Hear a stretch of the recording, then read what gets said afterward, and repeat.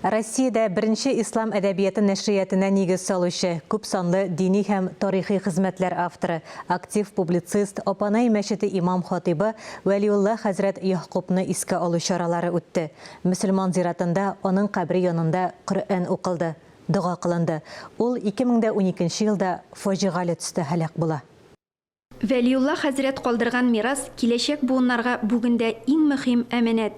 Тарихта аның кебек күп китап әзерләп бастыручы әлегә юк. Опанай мәдрәсәсе бинасында Россиядә игълан ителгән гаилә елы, Татарстан мөфтияте тарафыннан игълан ителгән гаилә һәм хәләл яшәү рәвеше елы кысаларында гаилә проблемалары һәм аларны чишү юллары дип исемләнгән темага түгәрәк өстәл узды. Хәзерге вакытта гаиләләр таркала. Беренчедән белемсезлектән, икенчедән кайбер гаиләләр хисләргә генә таянган. Ягъни чын гаиләнең, гаиләдәге саф мәхәббәтнең нигезе ул Аллаһ Тәгалә карата булган мәхәббәт. Әгәр дә күңелдә Аллаһ Тәгалә карата мәхәббәт булса, бу күңел башкаларны хөрмәт итәчәк. Шарада остазлар, мөгаллимнәр, төрле иҗтимагый оешмалар, ЗАГС идарәсе вәкилләре, дин әһелләре катнашты.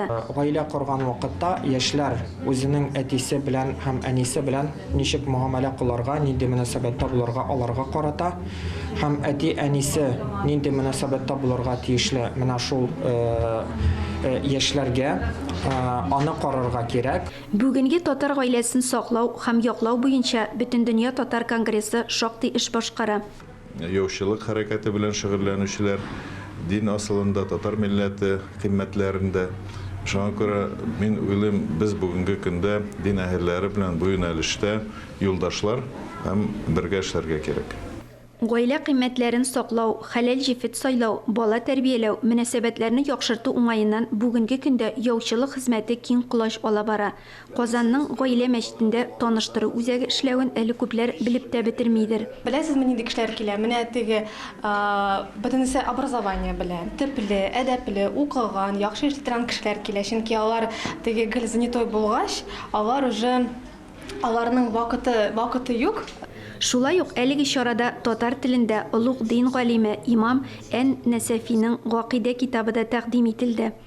Бу китап электректән татар мәдрәсәләрендә өйрәнелгән. Бу китапта Абу Хафс Ан-Насафи дигән галим иман мәсьәләләре турында аңлата һәм ул дәреслек формасында әзерләнде.